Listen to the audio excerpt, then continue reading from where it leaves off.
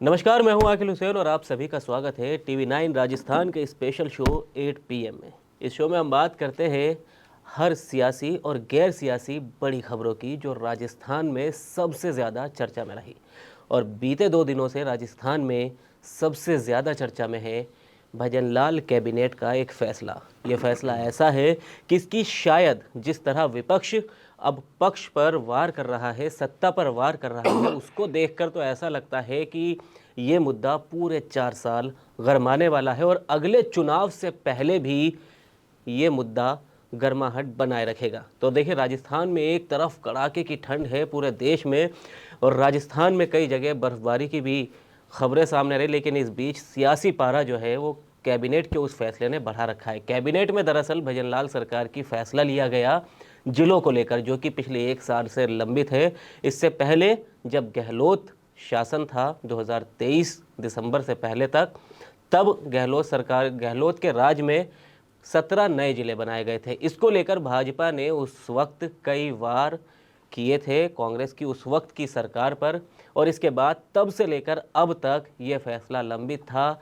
गाहे बगाहे इस पर कुछ न कुछ लेकिन प्रतिक्रियाएं देखने को भी मिल रही थी। पिछले महीने अगर बात करें 2-1 महीने पहले की, तो सांचौर जिले से खासकर और दूदू से भी और बाकी भी जिलों से ऐसी खबरें आई थी कि भाजपा उन जिलों को रद्द कर सकती है। और अब भाजपा ने वो बड़ा फैसला ले लिया है।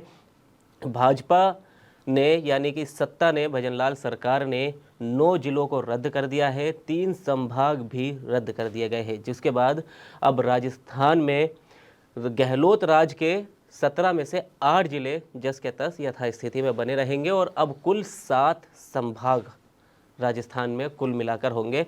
इसके अलावा अब जैसे ही प्रेस कॉन्फ्रेंस खत्म हुई थी जोगाराम पटेल की कैबिनेट बैठक के बाद, जिसमें उन्होंने ये सब बताया कि कौन से जिले रहेंगे, कौन से जिले नहीं रहेंगे, जिन्हें रद्द कर दिया गया और कौन कौन से संभाग रद्द किए गए हैं। ये वो बता ही रहे थे कि उनकी प्रेस कॉन्फ्रेंस मान के चलिए कि पूरी भी नहीं हुई थी और एक और प्रेस कॉन्फ्रेंस की गई विपक्ष की तरफ से, जिसमें खुद प्रदेश अध्यक्ष गोविंद सिंह डोटासरा, नेता प्रतिपक्ष टीकाराम जूली मौजूद थे और उन्होंने बड़े जमकर वार किए सत्ता पक्ष पर। टीकाराम जूली ने तो यहाँ तक कहा कि हम आने वाले विधानसभा के सत्र में सत्ता पक्ष की रेल बना देंगे और उनके नाक में नकेल डाल देंगे। इसी तरह डोटासरा ने भी कई तीखे वार किए। तो सबसे पहले सुन लेते हैं कि जोगाराम पटेल की वो प्रेस कॉन्फ्रेंस का एक छोटा सा हिस्सा और उस पर क्या वार नेता प्रतिपक्ष और गोविंद सिंह डोटासरा की तरफ से किए गए और अशोक गहलोत जिनके शासनकाल में ये फैसले लिए गए थे, नए जिले बनाए गए थे, उनकी भी इस पर प्रतिक्रिया सामने आई है। इन लोगों का क्या कहना है, फिर उसके बाद इस चर्चा को आगे बढ़ाएंगे पुष्कर सर के साथ रोजाना की तरह। जिलों के पुनर्गठन का जो विषय था वो आज इस समय मंत्रिमंडल समिति ने, हमारे मंत्रिमंडल में निर्णय लिया गया है कि नवीन जो जिले बने थे वो नहीं रहेंगे और जो 3 नए संभाग बने थे वो नहीं रहेंगे। देखिए, 1 साल लगा लिया निर्णय करने में, कुछ अंदाज लगा लीजिए कि कितने कंफ्यूजन इनके दिलो दिमाग के अंदर रहा है सरकार के। 1 साल ये काम तो कभी कर सकते थे, अगर यही करना था, बिना सोचे समझे ही करना था, कभी कर सकते थे। क्योंकि राजस्थान इतना बड़ा प्रदेश है, देश के अंदर नंबर 1 प्रदेश है राजस्थान, दूरियां बहुत दूर दूर हैं और उसके बावजूद भी जिले बनाए गए, सोच समझ के बनाए गए। 3 संभाग बनाए गए। प्रशासनिक इकाई अगर छोटी होगी तो ज़्यादा अच्छी गवर्नेंस होगी, लोग परिवेदना लेके आते हैं, दूर नहीं जाना पड़ेगा, परिवेदनाओं की निपटारा भी जल्दी होगा। क्या जनता की राय नहीं मांगी जानी चाहिए थी? इनके पास में ऐसा कुछ, उप मुख्यमंत्री जी है, बेचारे मुश्किल से तो बचे थे दिल्ली वाले में चक्कर में, और आज उनको निपटा के घर बैठा दिया। आज प्रेस कॉन्फ्रेंस करने ही नहीं आए। अरे भाई प्रेमचंद बहरवा जी, जनता में किस मुंह से आप अपना चेहरा दिखाओगे कि आपका जिला जो वर्षों से डिमांड कर रहे थे, आपका जिला चला गया, आप उप मुख्यमंत्री हो। किस बात के उप मुख्यमंत्री हो? और इसलिए सिर्फ और सिर्फ जिले और संभाग इसलिए इन लोगों ने खत्म किए कि कांग्रेस ने बनाए थे।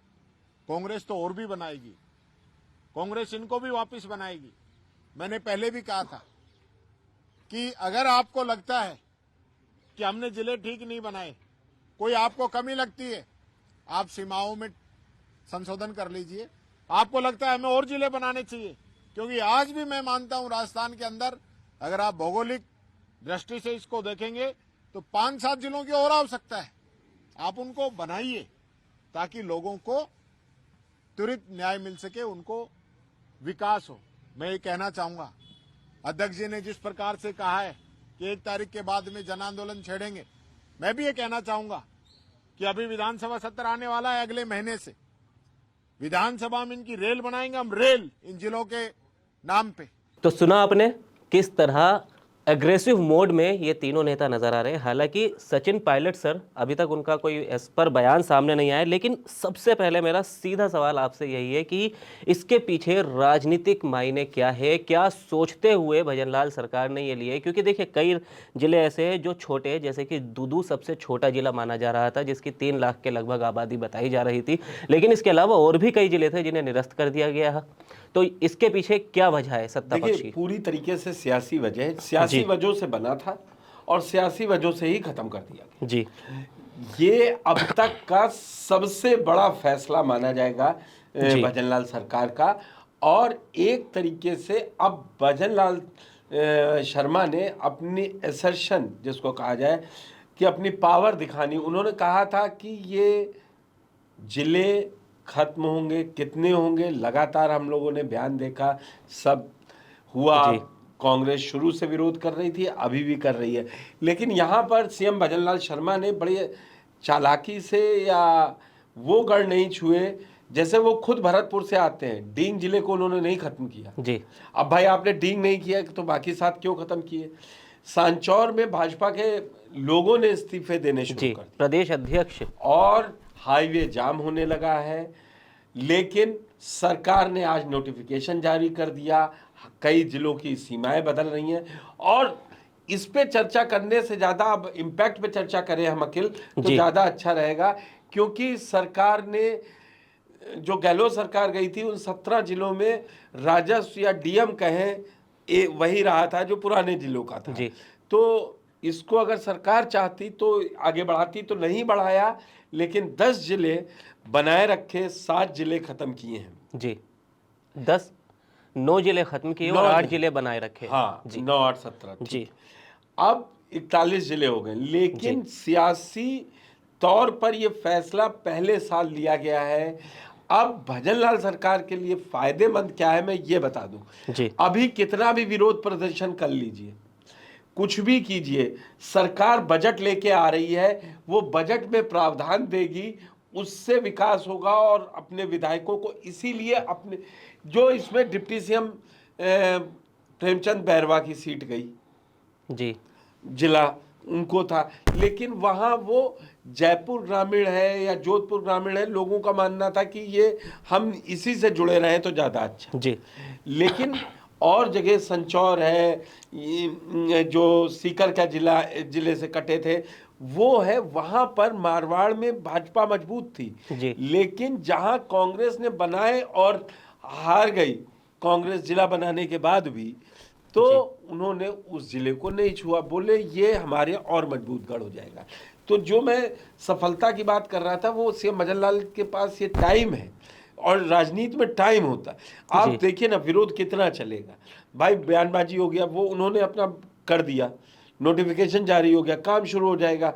लोगों को क्या, जहाँ 2-4 जगह तो फिर आपको अंतर मालूम पड़ेगा, जैसे 250-250 किलोमीटर की दूरी थी वो अब ना इस दिन खत्म हो रही है ना अगले दिन खत्म हो रही थी।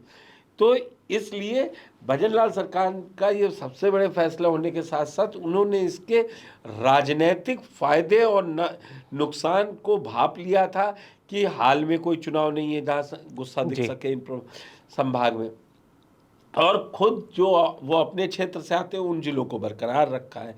अब अच्छा, जनता की मेमोरी भी आप जानते हैं कैसे, इस पे वो बहुत ज़्यादा होने वाली नहीं है कि जनता बहुत, थोड़ा ये सियासी प्रदर्शन है चलेगा खत्म हो जाएगा।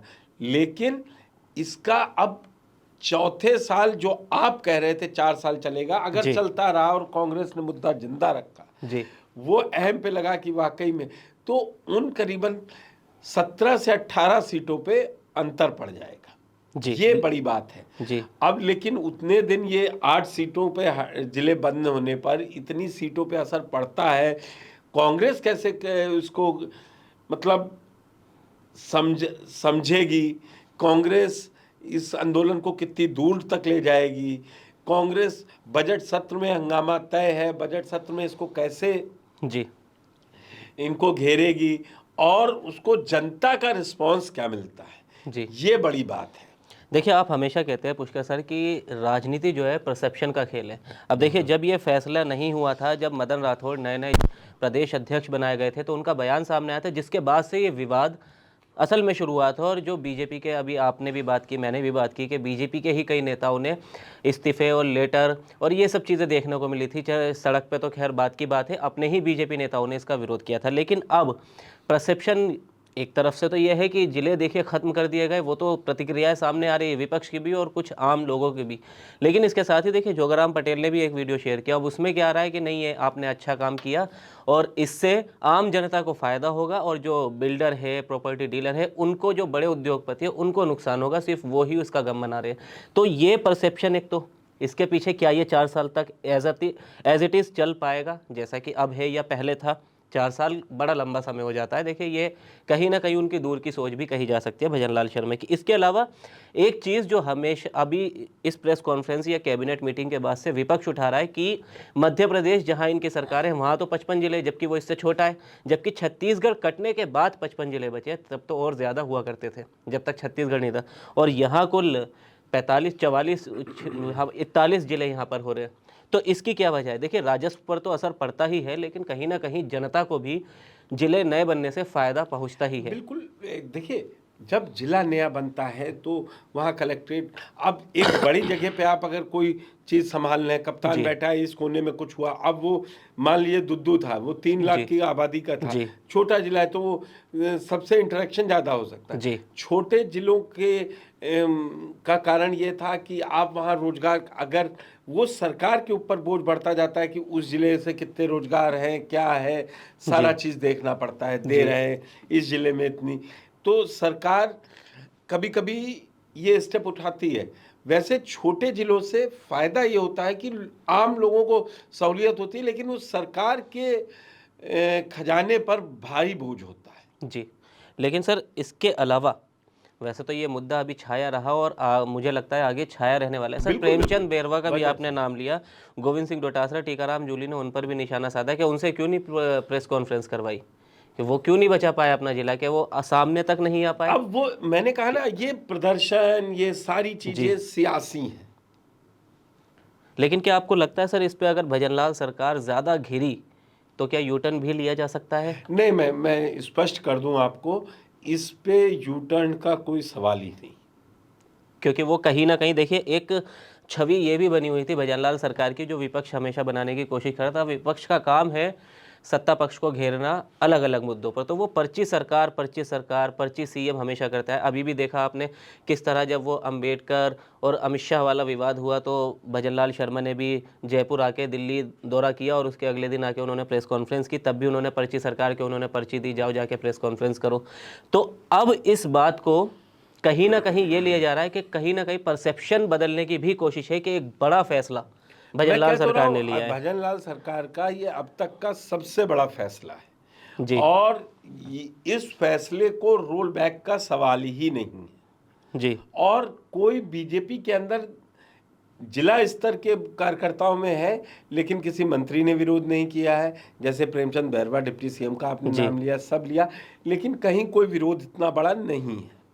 चलिए खैर, तो फिलहाल एक बार ये आपको बहुत कम शब्दों में बता देते। देखिए, नए जिले बनाने के लिए ज़रूरी क्या है, जो कि गहलोत राज में 17 नए जिले बनाए गए थे और सबसे छोटा जिला था दुदू, जिसकी 3 लाख आबादी थी। लेकिन नए जिले बनाने के लिए जो सबसे ज़रूरी बातें हैं वो ये है कि क्षेत्र की आबादी कम से कम 2 लाख हो और ज़्यादा से ज़्यादा 10 लाख हो। इसके अलावा जिला बनाने के लिए क्षेत्र की भौगोलिक स्थिति भी देखी जाती है, आवश्यकता और व्यवहार का भी अध्ययन किया जाता है, और इसके अलावा क्षेत्र की प्रशासनिक सुविधा और संसाधनों की उपलब्धता पर भी गंभीर चर्चा की जाती है। इसके अलावा जिला मुख्यालय से कितनी दूरी है, और आखिरी चीज़ जो नया ज़िला बनाने के बाद उसके उस क्षेत्र का परिसीमन भी कराया जाता है, जो कि ये सब चीज़ें गहलोत राज में हुई, ये दिखाई गई। और सबसे छोटा ज़िले की इसीलिए मैंने बात की क्योंकि यहाँ 2 लाख की आबादी है, उसमें 3 लाख की आबादी। इस पे हो सकता है कोर्ट में केस जाएगा, लेकिन कोर्ट में स्टैंड नहीं करेगा। ये सरकार के पास इसका अधिकार है, वो कर सकती है। जी, इसके अलावा सर राजस्थान में जो एक बड़ी खबर देखने को मिली, देखिए 29 दिसंबर, आज 30 है यानी कल ही रविवार के दिन एक बड़ी महापंचायत का आयोजन हुआ नरेश मीणा को लेकर। जब से ये उपचुनाव हुए, 7 उपचुनाव राजस्थान में, तब से लेके नरेश मीणा आज तक किसी न किसी वजह से आए दिन चर्चा में रहते हैं। अब उनको लेके जो महापंचायत का आयोजन किया गया उसमें 10 दिन का सरकार को अल्टीमेटम दिया गया है कि उनका मांग पत्र तैयार है और अब वो जयपुर में प्रदर्शन करेंगे और किसी के रोकने से नहीं रुकेंगे। लेकिन इसमें सबसे बड़ी और अहम बात यह कि जो प्रहलाद जूली है, कोटा वाले हैं, वो हमेशा से नरेश मीणा का समर्थन करते आ रहे हैं। वो समझ में आता है कि वो पहले भी चाह रहे थे टिकट दिलाना और अब भी उनके साथ लगातार खड़े, और नरेश मीणा ने भी उनका नाम लेकर कई बार उनकी तारीफ की, बड़ा भाई उनको बताया। लेकिन इस महापंचायत में एक नई चीज़ और दिखी, प्रताप सिंह खाचरियावास, और उन्होंने भी जमकर निशाना साधा सत्ता पक्ष पे, किरोड़ी लाल मीणा पर दोनों बरसे। देखिए, इसमें कांग्रेस एज लेना चाहेगी कि नरेश मीणा शुरू से उनके साथ थे, सचिन पायलट के वो फैन टाइप के हैं। अगर नरेश मीणा के लिए बात कहें तो कमोबेश नरेश मीणा के साथ अब भाजपा सरकार में इतना जुल्म हो गया है कि अब वो भाजपा के साथ जाएंगे नहीं, और तीसरे मोर्चे की कोई बड़ी पिक्चर दिखाई नहीं देती राजस्थान के अंदर, कभी नहीं दिखाई देती है।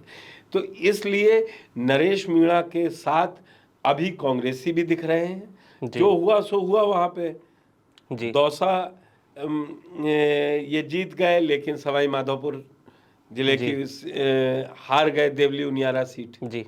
तो अब वहाँ पर फिर से एक बार ये तय हो गया कि इन्हीं के ऊपर किया जाए, तो वो शो करके जी कोशिश है कांग्रेस की कि नरेश मीणा को साथ में रखें। चलिए, खैर फिलहाल आज के अपने इस स्पेशल शो में इतनी ही चर्चा। अब ये तो देखने वाली बात होगी कि सरकार को जो नरेश मीणा को लेकर अल्टीमेटम महापंचायत की ओर से दिया गया है, उस पर सरकार की तरफ से क्या कोई प्रतिक्रिया देखने को मिलेगी या नहीं, और फिर उनका अगला कदम क्या होगा। इसके अलावा जिलों को लेकर सियासी पारा जो बढ़ गया है, गर्मा गया है राजस्थान में, वो कैसे ठंडा होगा और कब तक ठंडा होगा, क्या विपक्ष इसे ठंडा होने भी देगा या फिर इसी पर अगला चुनाव भी लड़ा जा सकता है। तो फिलहाल आज के शो में इतना ही। फिलहाल के लिए दीजिए हमें इजाज़त। आपके सामने कल एक बार फिर एक नए मुद्दे के साथ हाजिर होंगे। शुक्रिया।